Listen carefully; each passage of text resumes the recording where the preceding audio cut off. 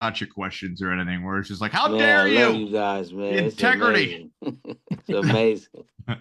It's amazing. Hello, I don't get to everybody at have fun Facebook like Live this. Land. We Yeah. are the Podguyz Podcast, bringing it to you as we do every Monday, 10:15 Eastern Standard Time. I'm Tony Cass. Kevin Neary here. Of course, we have the ever-loving Picasso, the doer of all things non-Diddy. Oh, my Non-Diddy. God. Yeah, because we Yeah. can't have Diddy at anything in this upstanding podcast of ours. Yep. 4 years equals 1 day per person he trafficked. Do the math on it. It's Time is up, Diddy. Time is up. it's one The per late day. Picasso, Le Sparke. And Sparky says, hi there on the big board. For people that are familiar with the format of the show, you know what Sparky's about. For people that don't and are joining us for the first time, Sparky kind of draws what he sees or has experienced throughout the week. Sparky has been on the tail end of the big meteorite in the sky right there. Was that 3-eye Atlas that me and Tony were debating? I think it's an alien spacecraft. Tony says, Kevin, I don't give a shit. So he's on the I don't give a shit side of it. I hope I'm it saying just takes us all spacecraft. out. That's all I'm hoping for. Yeah, it's the weirdest thing because NASA's like, oh, it's just a meteorite. It's like, well, why are there windows then? They're like, fucking rocks have windows sometimes. Next question. Dude, just say weather balloon then. Like the last time that we got lied to so hard was with the whole Epstein thing. We have Jay Adams here. Jay Adams, Hey, music producer. Hollywood music influencer. Hollywood. You're out there in Hollywood, right? yeah, man, I'm out here in Hollywood, man. La La Land, as we call it. Hollyweird. Thank you, man. There you go, brother. You've been out here before. I have. I like this this is okay. So more than just an executive, Jay Adams is a visionary dedicated to creating opportunities, elevating new voices, and shaping the future of entertainment for generations to come.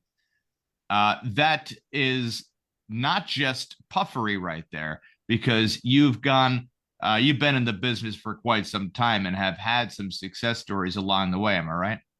Yes, I have. I've been a part of a lot of projects, especially early on in my career, as a promoter, man. So I like to say I was able to see the business from the ground up. Yeah, and the business changes every season, not just every year, but like, oh, here comes fall time, and certain people get pushed out and certain people get pushed in.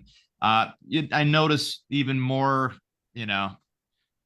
more of the old stuff is kind of like the new stuff, where around the fall time, music industries try to push the whole Halloween narrative, see how far they can get it.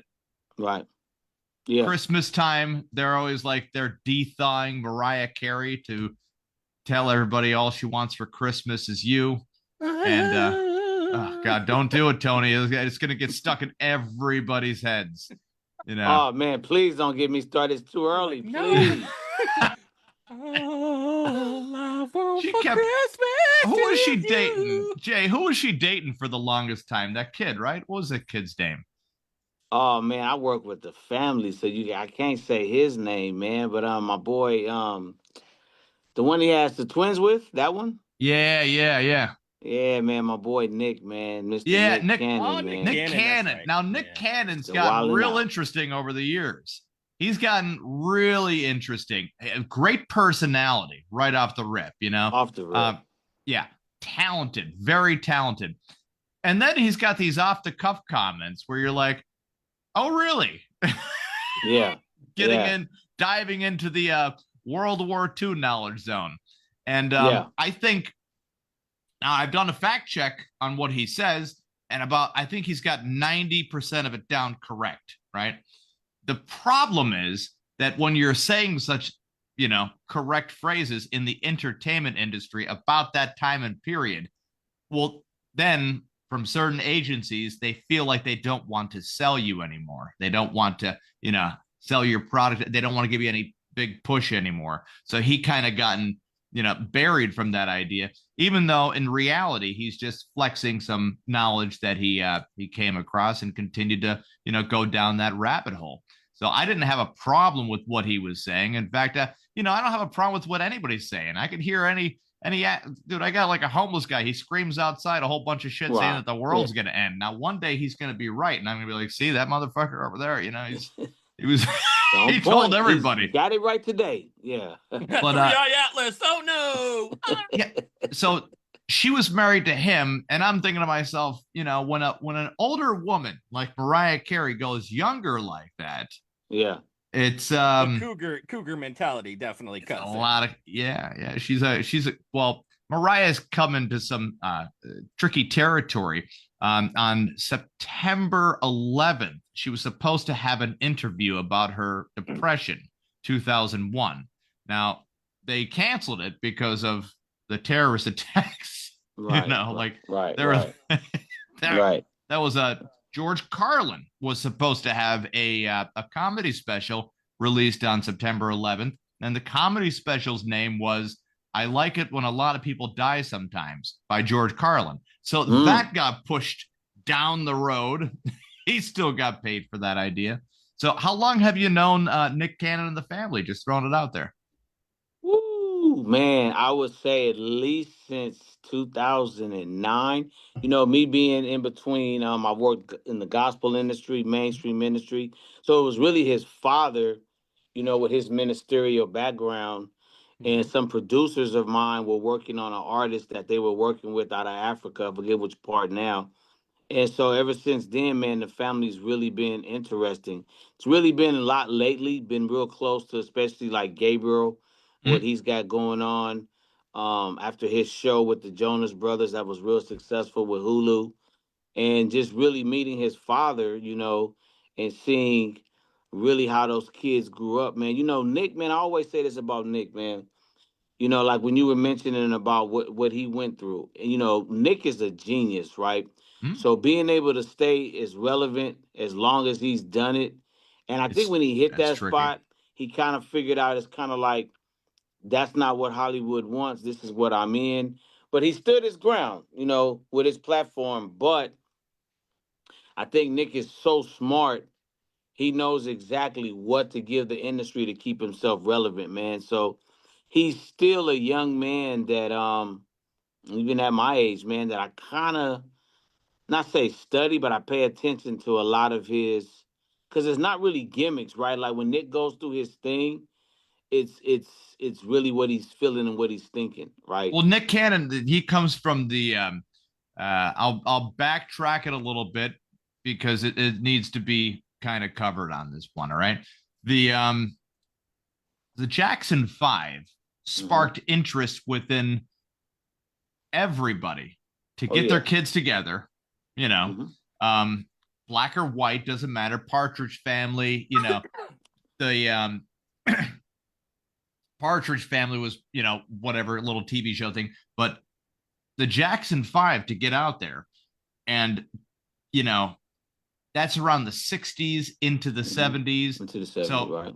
Now the 70s are starting up. Families are trying to mimic that idea. And they're being somewhat successful, but they don't want pure copycats, 80s and 90s and all that nice stuff. So the Cannons especially have all these talented kids. And there are many families out there like that, to the point where you have to be something completely special to break through the ceiling, or at least be represented by a special agency. And that's where you come into play. Am I correct on that? Yeah, I come into play really, like right now, I'm in between 3 different agencies. So normally what I tell everybody, like when I came up as an actor, I was fortunate enough that my mother was able to, I went to an audition and I was able to get into acting school. That's really the route you want to go, right? So really into the route of acting school, then you're really right there with the agents, right? That was back in the 90s. Today, it's a whole lot easier, in my opinion, if you're consistent because you have the internet, right? But like I tell people, like right now, right, I could submit you 5 times over to these agencies. When you get up to a meeting, you got to go kill it. It's really not It's got to be a one and done. Yeah, you got to kill it, man. Like, Mhm. because if they're not already checking for you with the internet, like I tell my son, who's always around me in the entertainment business, right? I tell him all the time, you can get a lot of traction just on your Instagram or your TikTok, right? Then Mhm. my job becomes easier because now I'm just giving you professional representation, right? I'm just polishing the car. You've already bought the Porsche. I'm just polishing it and making it showroom ready. Mhm. Um, if Nick Cannon's family had the internet today, it's kind of hard to say how big they would have been, That's right? game over then, right? Because their 'Cause- dad has footage, man, from when they were kids. I mean, Yeah. he literally wanted, like you talking about Joe Jackson, like he's got footage. I mean, they've been doing this for a long time, man. It has to check every box. You have to be able to sing and you know to a listenability area. You have to be able to sing great, dance as well, coordinate the whole Yeah. thing. Um, that's what I think is really frustrating about the mumble rappers. They don't have to do anything like that. Yeah, that's really been a sore spot for the industry for some years, man. I really think we're gonna look back on hip hop, you it's know. it's now some sometimes you listen to it and you're like, oh, and I kind of like, catch myself bob my head and I'm like, wait a second, it's all chorus. It's just all chorus, very little interlude, and then bam, back to the chorus, and you're You like, get hit with the hook. yeah, Hmm. yeah. Like Yeah, yeah. children would really like kids between the ages of 6 to 11 were really into rapper 6969 because rapper 6969 had the mentality of a 6 to 11-year-old sort of thing, where the cops got him and they said, we're gonna get you with racketeering. And he's like, I don't play tennis. And they're like, no, Didn't not get that it. kind of racket. The hell's Right, wrong with right, this right, kid? right, right. You know? He didn't get it. Yeah, Yeah, yeah. Well, he it didn't goes get That, it. from that was a everybody solid being. tennis joke, Tony. I'm sorry. I'm I throwing it out know, there. I know. And to be honest, like when rap was the biggest, it was more gang mentality. It was feuding of Crips and Bloods, and there was a lot more. I don't know, a lot more beef in between. East Coast, West Coast. So it was a big thing. Now everybody's just feuding with themselves. Like they're like, oh, I don't know, let's rap about our feelings. Well, no, Tony, like you pointed out a couple of weeks ago, the women are now getting into it. Yeah. The girls are And getting into it. Cardi B and Yeah, but they're just not. But the thing right now is they really don't have to. Music has never really had to do that, to be honest, right? Yeah. It's like, there you like I go. talk to the old school, like, especially in radio and retail. So if you go back to like, VIP Records, Kelvin Anderson, like when you really think about and look at the history of where rap went, it was still gonna be big. It never had to do that. It never had to be about Crips and Bloods. It never 100%. had to be like that. Like the technology was going to be what technology was. The genre was going to be as good. Like when we're back now to writing party songs, writing money, writing songs about success, your lifestyle, like that was always going to be big. I always tell people, man, like one of my favorite genres still is rock and roll. Like look Oh how yeah. long the Rolling Stones have done it, man. Like we were having a Grammy conversation about them and what 5,000 songs and 250 Grammys, something like that. But we were having a conversation about them last night. Just writing good to me, this is just me from a songwriter standpoint. Just writing good music is always gonna win. Like rap did not have to go down the silly path that it went, man, to now Mm, we're getting RICO cases. It's crazy. yeah. Correct. Yeah. Yeah. And it's glorifying the worst parts of human nature, where, you have the violence, you have greed, gluttony, the whole spectrum of negativity. Right. And, there's a crowd out there for it. And if you're listening to that kind of music, right? And you're feeling that kind of way 24/7, all the time, eventually your personality and your actions are going to mimic that idea. And the cops are going to pick it out real easy. We used to get pulled over all the time whenever we'd blast DMX. Now, we weren't doing nothing, but the cops were just like, let's fucking do it, just in case. Right. It's game time. Right. Yeah. Yeah. And they would just be like, you know why we pulled you over? And, this was before cell phones had cameras on them, so we would be like, no, were we speeding? No. Playing rap music loud. We should take you out of this car and beat the hell out of you right now. In fact, give me that CD. And we're like, no way. They're like, fine, we're towing your car then. Before cell phones had before we had all cameras on us and all that nice stuff. Thank God for Big Brother on our cameras right there, listening and hearing and all that nice crap for a degree. But even after like I would say 20 years, a solid 20 years of evidence against that idea, everything has kind of swayed. And there's the Karen videos I think of, right? Where you got these short, fat, complaining blonde women. They're, throwing themselves on the ground saying, oh, he hit me. Now, in the 90s, if she's on the ground, call 911 saying you hit her, you pushed her down, you're going to jail as a guy. That's happening. Hands down, no questions asked, because why would she lie? If I say no, she threw herself on the ground, the cop's going to look at me like I'm some kind of fucking asshole, and no way, you're getting cuffed. Sorry, see you later. Now we got cameras to show exactly how fucked up people actually are. How whacked out. They're fucking wackadoodles. They're throwing themselves in front of cars half the time. And if you were to say this without video evidence, you sound like a person that's gone cuckoo for Cocoa Puffs. Sparky's got something on the big board right there. So we got to get to Sparky's big board. Sparky, flip that beautiful board around. Time to open the hyperbolic chamber. Christmas is coming. Open November 1st. Mariah Carey. So she is currently thawing out right now. Uh-oh. She was in the news lately, too. Here it comes. They've already been pre-rolling us out, getting us ready. Oh, God. Jay, I do have to ask a question. Your background, sir, is in the gospel, as far as gospel music. Where are you now with the genre that you're at? Well, right now, I'm really into... I'm going back to faith-based.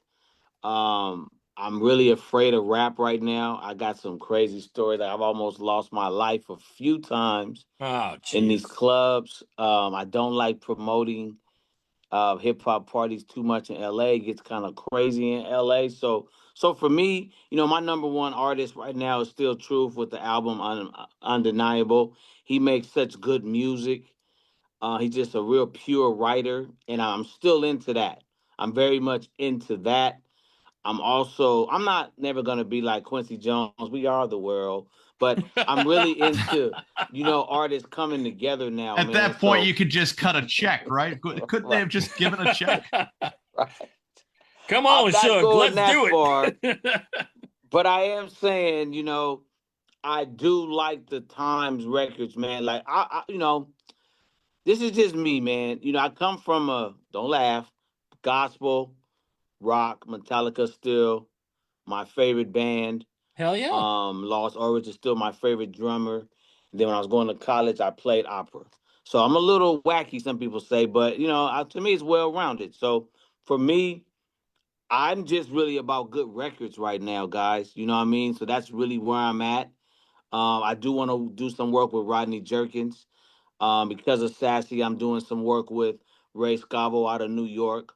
So that means I'm, like the Ghostface Killers, the Wu-Tangs. So I'm still into the good, the dope beat break records. But don't come to me with that drill music, man, and that trap, because I'm going to not even answer my emails. So totally, Jay, the only thing I can see in your future is K-pop music. Hey, man. Yeah, you got to do some... I like a few K-pop songs, man. Yeah, man. Nothing But wrong yeah, with it. man. But I'm gonna tell you what's really in my future, man, is a country album, man. One of my producers produced a pretty nice country record. I don't like what they're Don't doing with do it. the AI with Don't do it. country, but I'm really into country music too, man. I really see a lane. I've always see I like anything that lasts long, like like country and rock and roll is still two of my top genres because I'm all about longevity and legacy, right? And I'm all about radio, and that's money. I tell artists, you want to write something that you can get paid on the rest of your life, Heck yeah. right? You want a catalog, man. That the whole goal is to not write a song to just be on the radio for 16 weeks and then we never hear it again. That's that's why I say, I'm still the creator of the hip hop rock star because we're not creating rock stars anymore. We're not creating stars anymore, right? We're creating just music to make us money today, but we're not creating stars anymore. So that's really what I'm about, right?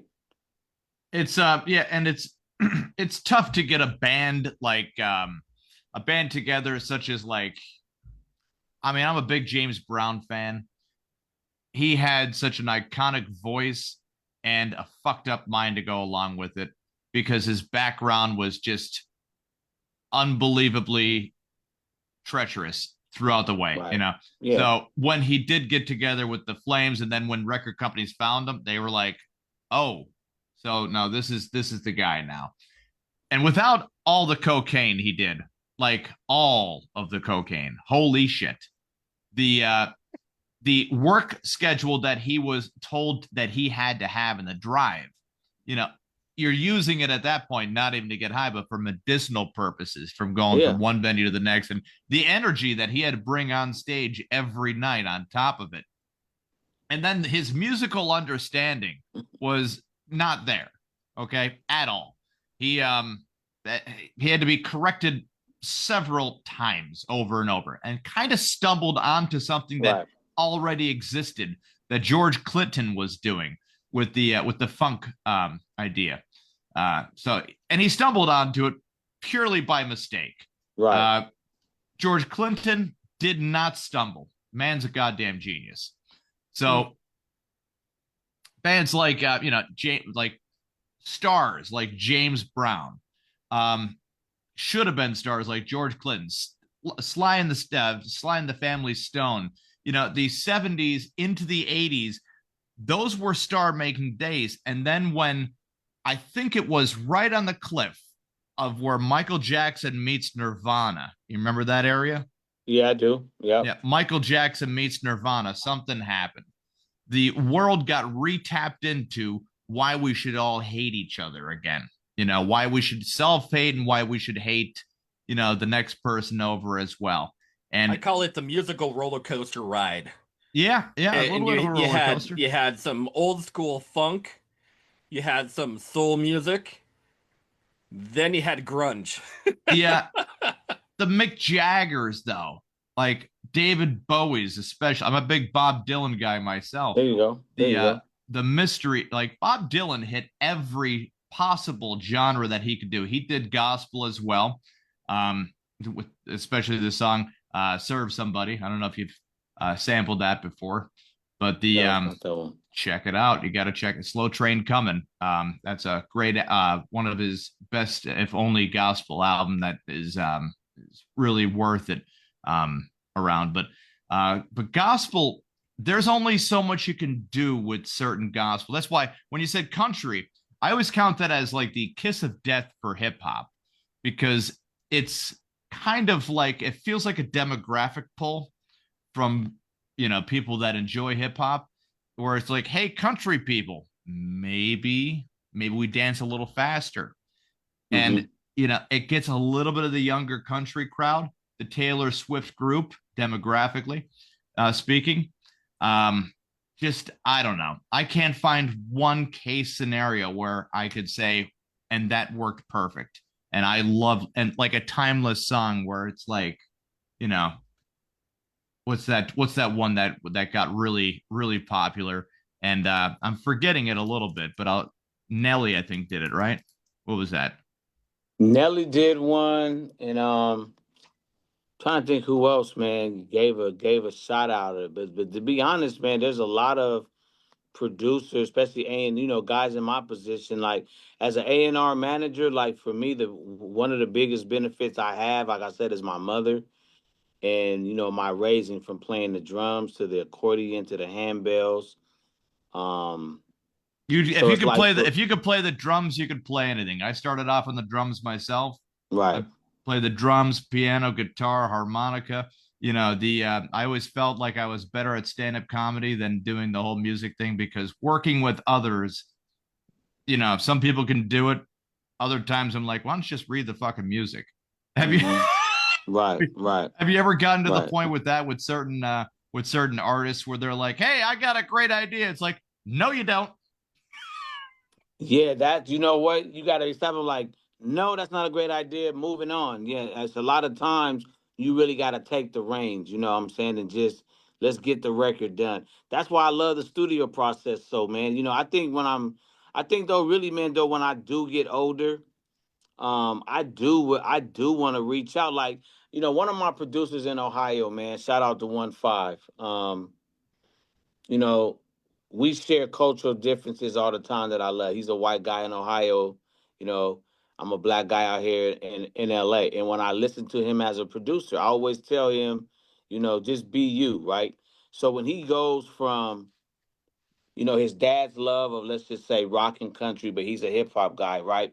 And I really started thinking about it, man, when I heard this country album he put out, and then he started playing with AI, and it was good. And he put out a rock album, and I was listening to it, and I was like, "Do I want to do something like ACDC and Run DMC?" Yeah, because see, like for me, man, growing up, right, that's one of the things that really made me love hip hop and rock and roll almost at the same time.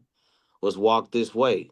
I think I was, what year was that? Because my dad died in I '83. think that was 1990 on the dot. Yeah, so it's like when I remember, so I had to be like what, 14, 15, and just I just love those records, man. And then when Rick Rubin got the Def Jam, the what he brought to Def Jam as a producer, I just think music can go so much further if we just get out of this genre box that I will never Oof. live in because I'm just a musician. I don't give a dang what it is. If it's a hot record, I'm with it. Like I'm gonna go find the best producer. If you bring me a hot idea, Now, when you say you know, genre box, I'm gonna give you my interpretation of what you mean, where people um, associate themselves with liking XYZ, so they can't like ABC because they like XYZ. Because if they like one thing, well, they shouldn't like the other thing. People like to restrict themselves, like you ever hear that whole thing? yeah, You either like the Eagles or you like CCR. You can right. like both. You could hate all of the Eagles songs, but like one, and that's fine. That's good. You could like one song from somebody. Same scenario for the other for CCR. The tricky thing is there are some artists out there that are easy to hate. Yeah. Taylor Can't Swift. Tony. I'm She's gonna a throw that out there because Taylor Swift is easily hateable. I she's a love I love Taylor Swift. I'm not saying that I'm a Tay Tay fan, I'm not a fan of her music. I love her particular Okay. gambit that she has. Okay. Okay. Dude, she throws down like none before. And not to say that like even her latest record, mediocre at best. Her Right. songwriting, her musical ability, it's all right. You know what? She has a clientele. come on now, Tony. Be honest. It's got She's got a that ping niche. pong. It's got the ping pong thing. No, she's got a Down on niche, the man. porch. But I was I love thinking on her a hustle. Sunday night. I don't know what rhymes with night. Maybe right. Right. Right. I was I thinking to admire her Hey, hustle. myself, Kevin. hey, isn't this easy? And you said something, then I said something else, and then he said something, then somebody else said something, and Look, if she can make a song about Travis Kelce's dick, just throwing it out there. I'm throwing it out there that she's been, her parents have been exploiting her since the young age of 5. They threw a guitar in the poor girl, Pennsylvania, and they've been. Way. That's what we do out here. So, Right. so she's been parading her child around like this, that the girl doesn't know anything else besides. Yeah. By the time she figured out to re-release her albums, which I'm sure, Jay, you're familiar with artists re-releasing their albums after they're done with the record company. Digital cutting. Just putting out the same song so that way they can get all the cash. We all know the for those that don't know, the TLC rule. Remember the TLC rule? Mm-hmm. Left Eye Chili. How much money is going to taxes? How much money is going in their pocket? How much money is being going to the agency and all that nice stuff? How much should an agency be taking from the artist, Jay? Well, it depends on the level and the reach of the agency, in my opinion. Yeah. Right. In my opinion, I always say it depends on your reach and what you can do. Right. So I don't have a problem with big agencies getting what they are asking for these days. The problem I have is not serving the artists, and I'm gonna always catch flack from that in the industry. But I'm always an artist guy because I was an artist first, right? Yeah, of course. So, no, that's 100% correct, though, Jay. You're right on it, dude. Yeah, no, I agree 1,000%. But we also without the artist, there's nothing. We also have an artist on staff right here. Sparky's got something there on the big board drawing. We don't take a cut of any of his pictures, at all. Sparky, flip that big, beautiful board around there. Let's go brown to there. It is right there. Yeah. Hey, I got a great idea. More triangle. No, you will use the cowbell. That's true. That's true. Yeah. The the old SNL sketch of I'm gonna need more cowbell. Have you ever gotten into people's ears where you're just like, you want to mute certain instruments that don't need to be there and then highlight others that really need to be in there? Have you ever had to do something like that? Yeah, especially when artists a lot of times are producing their own tracks and they want to bring them in and can't wait to show them to you. And you hear all these instruments that you don't need to hear. Yeah, you just, I'm going to throw up a good instance for that one because, for instance, I heard one recently, and the girl that sings APT, I don't remember her name, but she's doing it with Bruno Mars. Do you know who I'm talking about? Man, normally I would have my iPad. I better get that right for you. I can't tell you right now off the top of my head. No. I'm gonna look it up real quick here. Rose. That's what it was. There you go. Rose. Okay, Rose. Okay, so Rose, she was in Blackpink, I believe, if I remember correctly. And she, in particular, came out with this song in APT, and it was her #1 hit song that she came out with as an artist.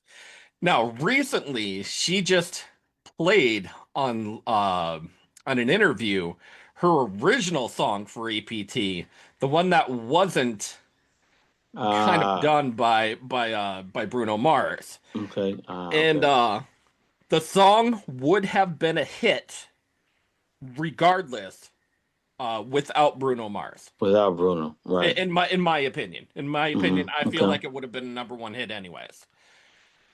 The way that Bruno Mars changed the song and did it into whatever the radio hit that it is now, I feel like it would have done the same radio hit. But I feel like because it has the name Bruno Mars, and he had to throw his Latin flair on it, is there a song in particular that you have changed from your production standpoint for an artist that was like, oh, well, this is my song. It's a great song, but we need to change it in a different way? Yeah, I've changed a few songs, man. I mean, one in particular, one of my guys back in the days, Mr. Fit, he calls himself Caesar now. I changed one of his songs, especially with the beat producer when he wasn't in the studio. And when he came back in, I even put his cousin on the song, right, on part of the hook. And it did real good internationally. And that's when I first started hitting the international market heavy, which was like in 2013. That's Nice. still when, let me see, Ingrooves, Fontana. Was we with Fontana? That's when we were still with Ingrooves. So Ingrooves back then. So I've done that before. Artists fight that, but a lot of times, man, like with the Bruno Mars thing, what artists don't realize is even today it's true. It's relationship based too, a lot of it. So you have to realize, Huge. like, Huge. Bruno is known, like, you got commercial success. It's kind of like what a producer I deal with now. I'm gonna let him change any way he wants because his stuff goes to the radio, gets nominated for Grammys, There right? it He's is. figured out the sauce, right? So as an artist, do you want the success or do you want to be right? So, sometimes it's about you want to be right, but this is successful, so we're gonna do this. You know, Well, who The would you say is the most overrated star right now on the radio who, no matter what they put out, will be a number one top hit without them having to do much effort? that is so scandalous. You asked me that, man. all right. A little bit lighter. A No, little no, bit. no, no. It's A not little bit. scandalous in any way. Well, No, no, how about a because it's little? always the same artist for me for the past 10 years at least. I have one artist that's the same as well, It's but just I would it's Drake, man. It's always Drake. gonna there it is. Drake, man. But being in LA, the Dodgers just won. I'm feeling good, and I'm not trying to stomp Drake or run him over in Listen, the Monte Carlo or nothing. But damn, you asked me that on Monday night, man, when it's the parade today. But it's Yep. Drake, man. No matter what, Yep. he can sing the ABCs, and the one it's gonna be a number one hit. It's I like mean, how no, old is the girl he's singing the ABCs to, these though? That's two. the big Thank you. question. That's the You and are like. something I else, don't want to man. go in I my room and be love like, it. Drake, get out of my house. She's a baby. You know, Oh man. she's not ready yet. The getting back to uh, a hit song Yeah. that you were surprised was a hit.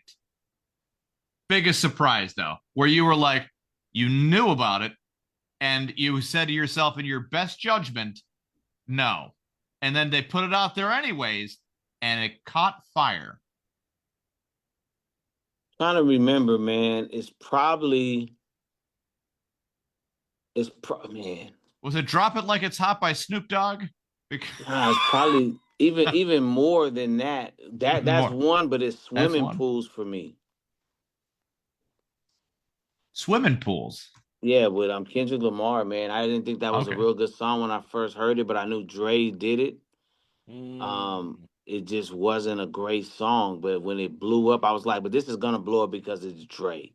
And then I was happy because it was, a big hit for Kendrick because I used to promote him back in the days when he was still K Dot. But that just wasn't because I've heard, because you have to realize, man, I've heard, stuff that you'll never hear that'll never probably come out because when Dre dies, it'll be more songs in the vault than when Prince died. But Yeah. I've heard great songs. I've heard thousands of songs from Dre, right? Dre is one of the most underrated producers ever. People say, "Oh, you mean underrated? He gets so much credit." This dude is really like Prince, man. He lives in the studio, Yeah. literally. He's Lives, literally eats, and breeds the whole idea. Keeps a tight crew with them all around. Just he all around. retains people, retains the Always same. retaining people, Yeah. always listening to new breaks, new beats. And when I heard swimming pools, I was like, it wasn't even on my top 20 of what It's I've not heard even from on the Dre, right? radar. It Yeah. wasn't. I'm just being honest. I've heard so many Dre beats and Dre songs. It was like, that's not it, but it's Dre. It's gonna blow up. And it blew up. Because remember when Kendrick first came out, man, he wasn't doing good on the East Coast because Mm. they were so, in my opinion, bullheaded, and then some uneducated. They just focused on the West Coast, and they thought because it was Dre, it was gonna carry him. They didn't understand radio. Radio on the East Coast don't care about you on the West Coast, right? You got to work the East Coast. It doesn't work itself. You got to work the South. Does not work itself, brother. Trust me. And they N- found out the hard way, right? Yeah. That's true. So, I was just being honest, man. But still, kudos to him. It blew up. It Well, was a big the hit for him. But yeah, that's my song. See, People there's always get always mad such when a I say thing that. as like Atlanta music, New York music, there is, yeah. and then LA music. And there's a We- way heavy line in between each of those genres. Now, not necessarily that I feel like this artist right here, Ed Sheeran. I like Ed Sheeran. I feel like he's a very talented guy. He could poop on a sidewalk and call it gold. Can He he? could. But I man, think he's Yeah. earned that type of mentality. But He's I feel like definitely there earned are that. some songs where he just comes out and he's doing that 4-chord, like boom, boom, boom, boom, boom, popping out the same type of music, regardless if it sounds very, very similar Yeah. to even some of his earlier work. I think he's perfected that though, man. And that's kind of like one of my favorite things about him. Not, not just because I believe he's so talented, but the way that he can do that, like he's mastered that. And like when you Yeah. just pointed out, it's not like it's rocket science what he's doing, but It is not rocket science by any but he's means. mastered that. And then he's got America. I call him one of America's sweethearts. America loves him. And like you Hell said, yeah, if they he do. goes outside and takes a crap on the sidewalk, that's a hit. It's a piece of dookie. There it is. But There it's it a is. hit though. And not to say that there's not a lot of effort behind it, because there isn't. There comes a point where you are a superstar. You've busted your balls to get to the point that you have in your musical career. And regardless if you're a producer, a writer, an artist in general, I think once you've taken your licks and you've made, quite a few hits, there's quite the expectation on you as far as making another hit as quick as possible, because the turnaround time in music is crazy. Well, Yeah. I mean, there used to be. There used to be, right? No, Now, it's still there. It's well, still once there you every get once once you in a get a while. lot of once you get a lot of people already, following you, they just want something new after a little bit. I wanted to get into the groundbreaking album of the year, artist of the year, Cowboy Carter, Beyonce.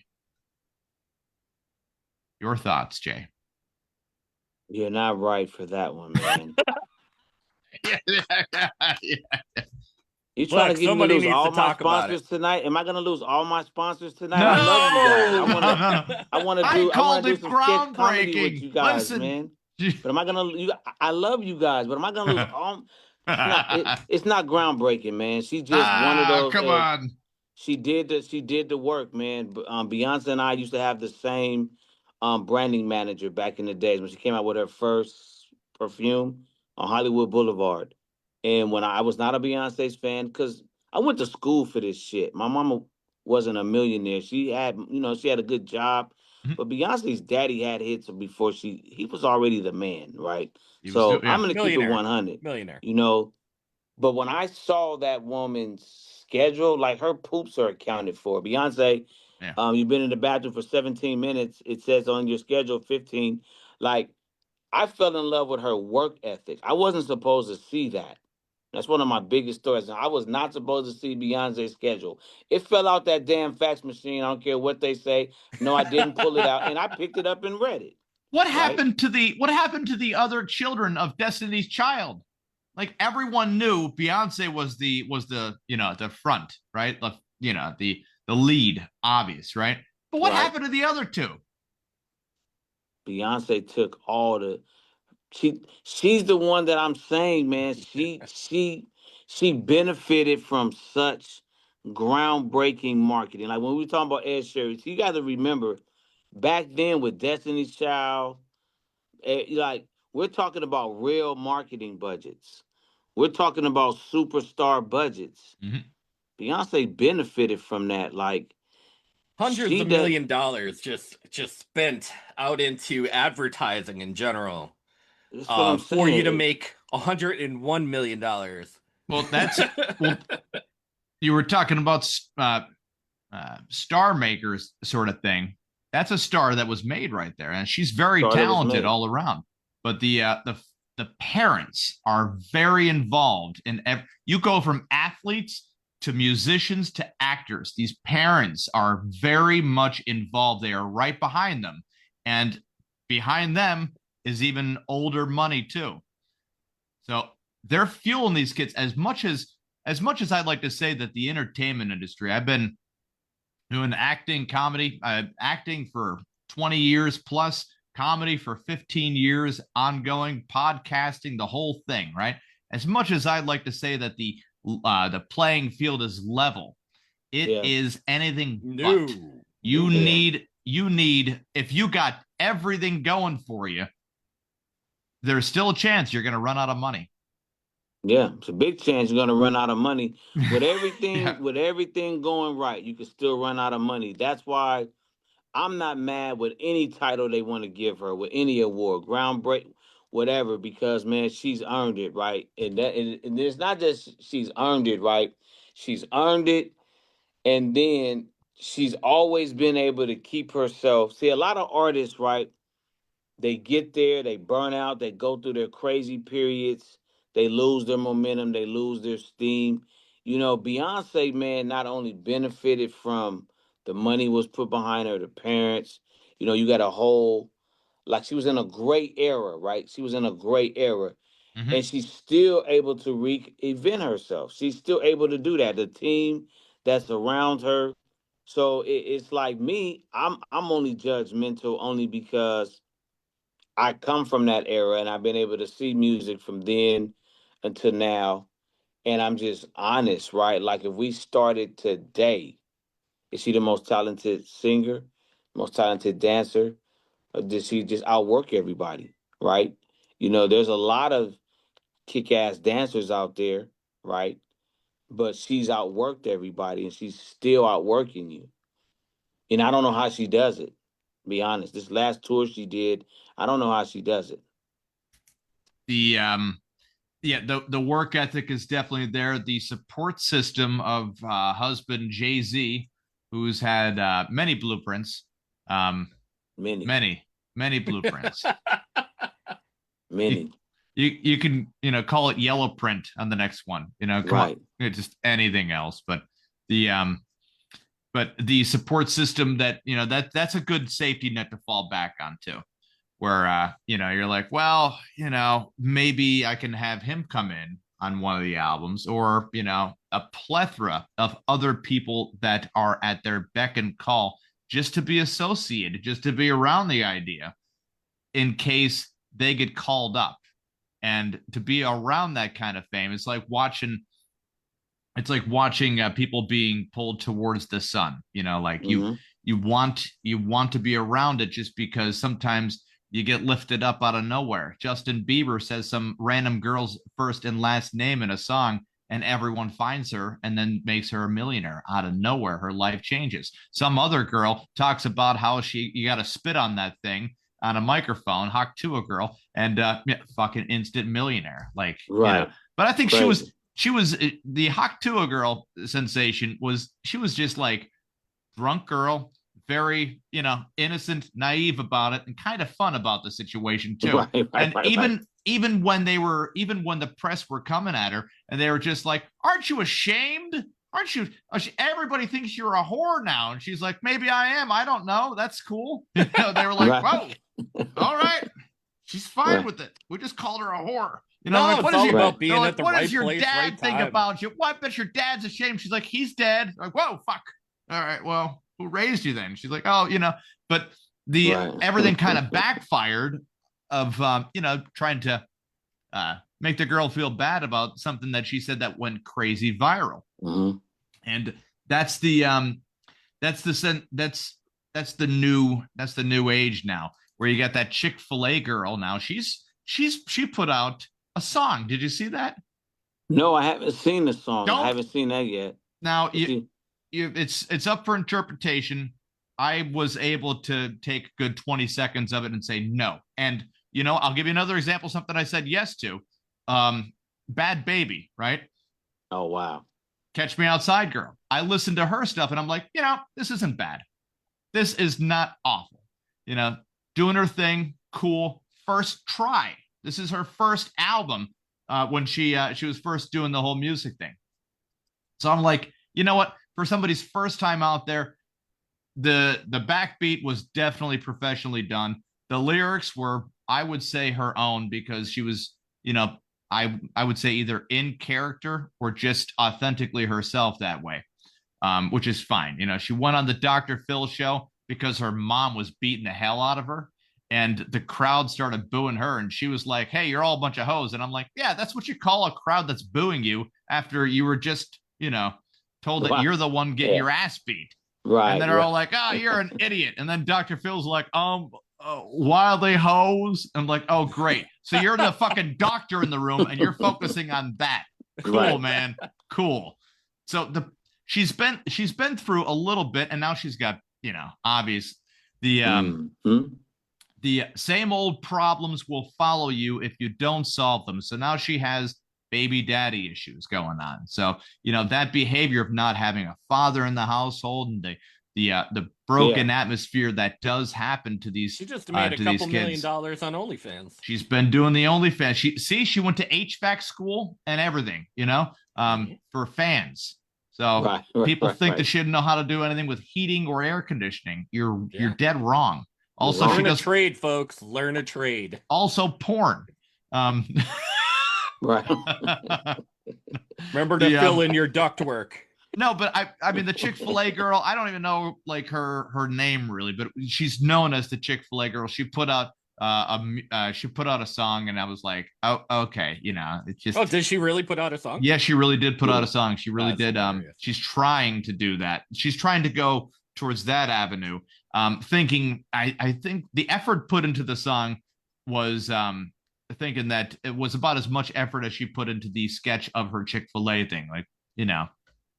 Not a lot going on there. If she gets a good branding manager, man, don't let me get a chance to.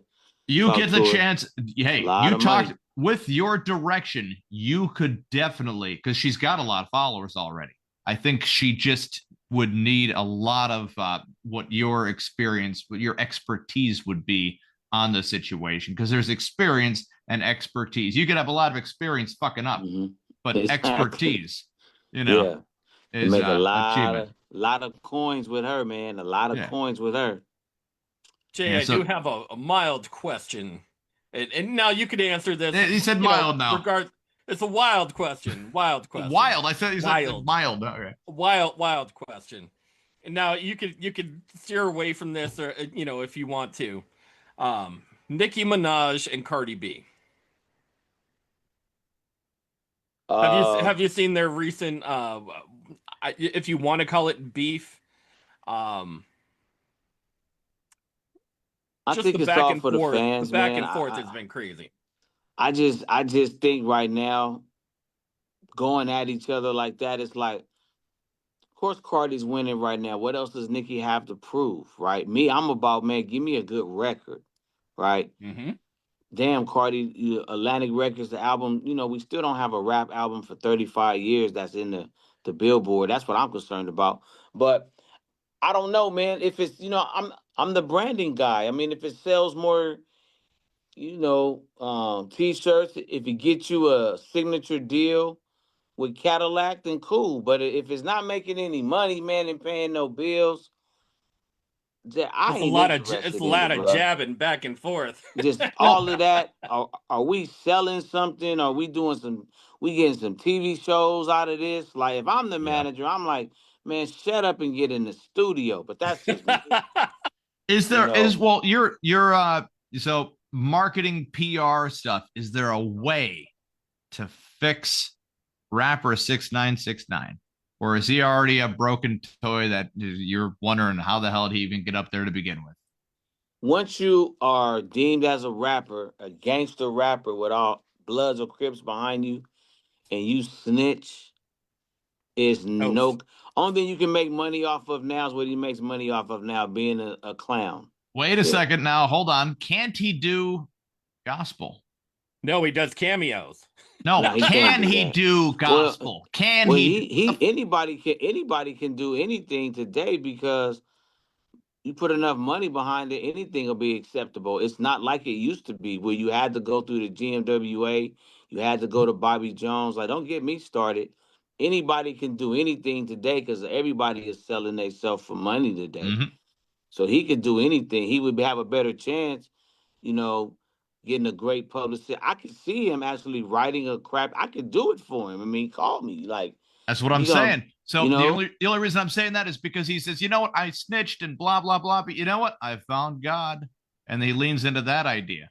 that's You all know, he has left, man. In that's the all he's tank. got, right? That's That's it. because That's it, man. You'll get a movie out of that. everybody wants to kill you, but if you found God, they're like, well, you know, if God's Yeah. fucking, if he's, we'll leave him alone, I guess, right? Yeah. That's all he got left, man. Yeah, Kevin, you're a genius, and that's the man. You're best. not just funny, you're a genius. Thank That's you, a sir. good one. Thank you. Yeah, and that's the best pitch for you. Be like, hey, man, this is all you have left. That's And it, he'd be man. like, oh, really? You know, and get his tattoos removed, maybe a cross right here, maybe not a cross right there. Maybe that's a bad idea, right? You know, Well, there's a guy right now, man, that got a whole bunch of tattoos on his face. I just saw him now. He came across my feed tonight. But he's saying Jesus Christ, man, and God, man. And yeah, that's about all 6ix9ine has left, man, is because he's toast on mainstream. Yeah, he better go gospel. Yeah, yes. Yeah, you gotta go. Yeah, it's not an idea. Gotta go. So, no, and by the way, Jay, I don't really think too many people want to touch him, you know, with representation got going on. Yeah. He's just, you know, it's just an idea, you know. The damaged goods of the music industry. Goods.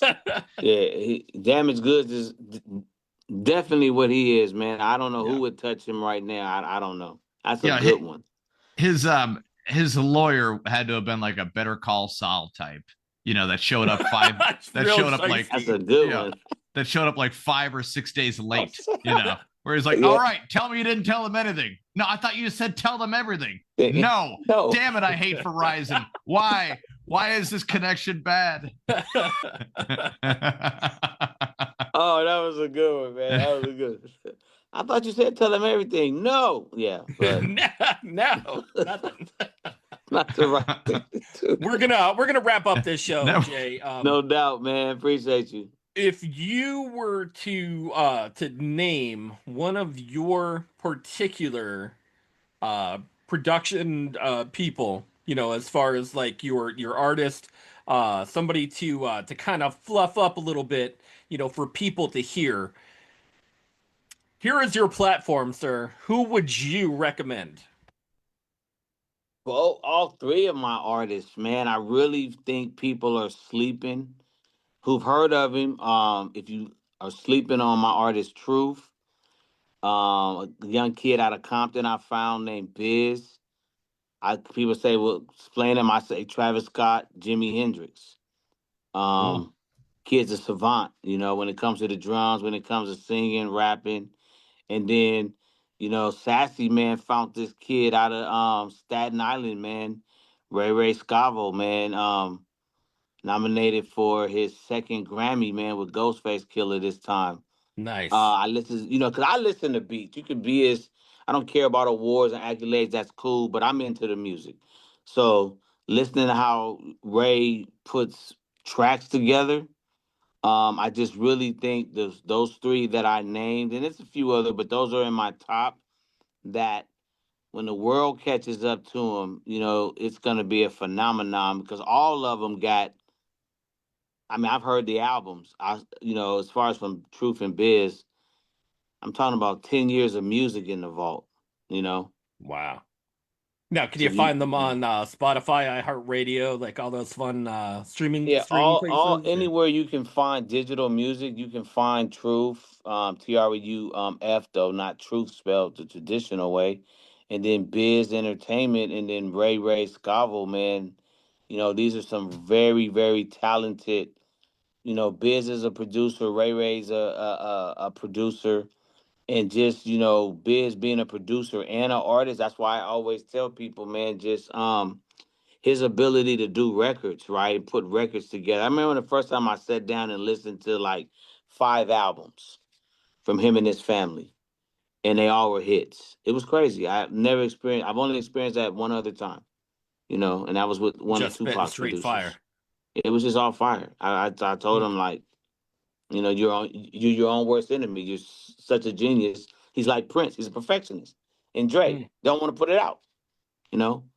We all would love it. I'm not gonna put it out. Okay. It's sad. That's sad, man. It's a waste. Some people are tough on themselves, that's the one thing when doing that's when open the Kevin mics Neary comedy special is coming out. That's what I'm gonna do a Christmas special. Nothing but Christmas jokes, Oh, perfect. I'm that'd be great. We're doing it. Nothing but that's whenever I see artists say, like, hey, I got a Christmas album I'm coming out with. It's like, hey, why is there a gun behind your head? Oh, no reason. I mean, wow, man. I wanted to do this. This is what I wanted to do. Wow. Yeah. You remind me of my improv days, man, at the improv with Fran Cohen, man. You are very funny. Like, we're gonna have to talk about getting you out here on one of them. I do comedy too, man. I produce comedy shows too, and I'm working with a director in the Directors Guild who's done, I don't know, you remember the big guy. He's done so many comedy movies. I mean comedy specials. I can't even name them. But we were just sitting, what's his name? Iglesias?